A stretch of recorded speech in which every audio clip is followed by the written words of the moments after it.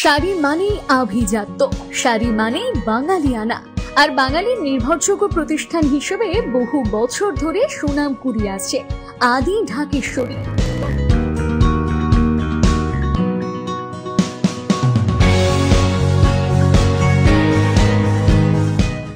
ময়ূরাক্ষী নদীর ঘাটে এক মর্মান্তিক ঘটনা।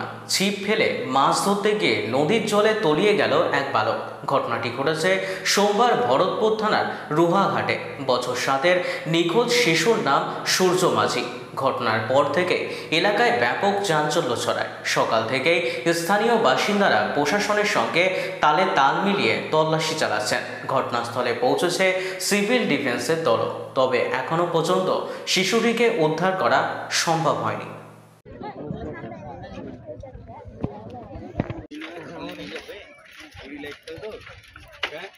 আমার বাচ্চা ছেলেটা খেলা করছিল ডানা নিয়ে, খেলা করছিল, দিয়ে ধরুন এইটা পড়ে যাচ্ছে, লগাটা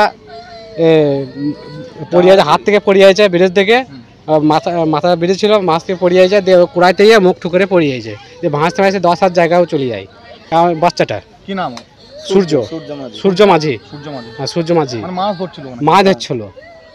ধরুন বাচ্চা ছেলে খেলাধুলা করে সকালবেলা উঠে, যে ধরুন মেলা ছেলে তো খেলা করছে, দিয়ে ধরো এমন ছিপ নিয়ে খেলা করতে ছিল, দিয়ে এমনি মুখ গুজরে পড়ে যাইছিল, দিয়ে আর উঠতে পারেনি।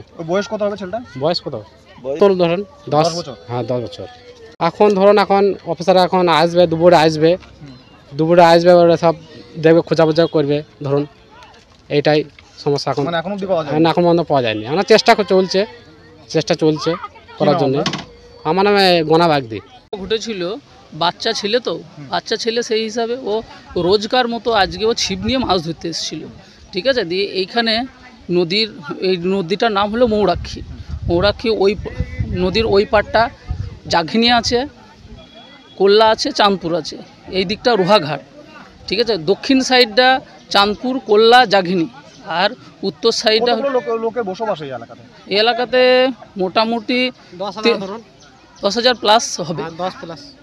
10 প্লাস হবে, কারণ বিশেষ করে 3টে গ্রাম। ঘটনাটা ঘটেছে 9:30, 10:15 নাগাদ। এখনো পর্যন্ত পরিস্থিতি বলতে আমাদের এইখানকার যেসব আমাদের গ্রাম বা ওই অন্যান্য গ্রামের যেসব লোকগুলো আছে তারা যথেষ্ট হেল্প করেছে, তারা চেষ্টা করেছে। ইয়ং ছেলে এবং ইয়ং জেনারেশন যারা আছে তারা প্রত্যেকে হেল্প করেছে। তারপরে পুলিশ প্রশাসন এসছেন, ওরাও হেল্প করছে।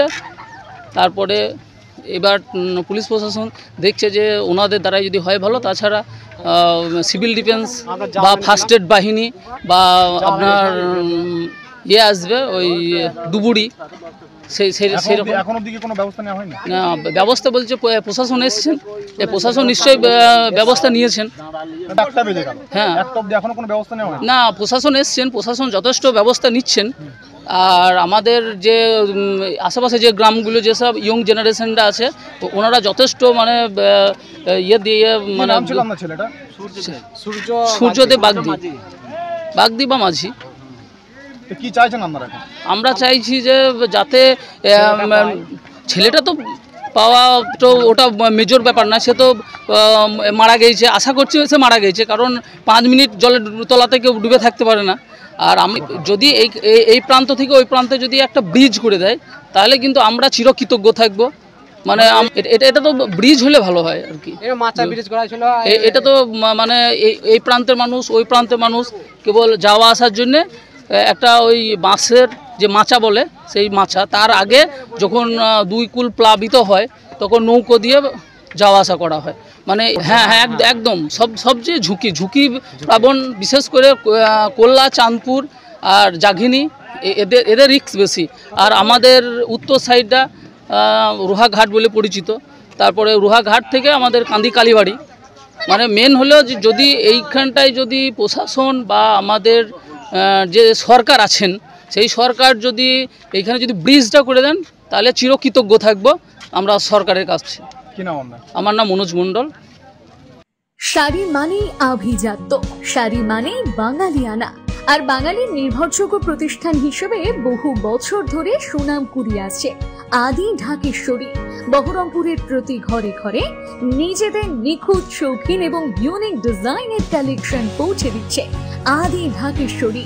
আমাদের প্রতিটি শাড়িতে রয়েছে নতুনত্বের ছোঁয়া।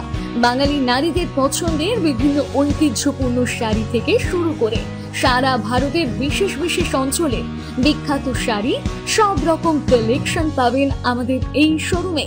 তাই নতুন নতুন রূপে নিজেকে এবং নিজের প্রিয়জনদের সাজিয়ে তুলতে আজই আসুন আমাদের বহরমপুরের শোরুমে।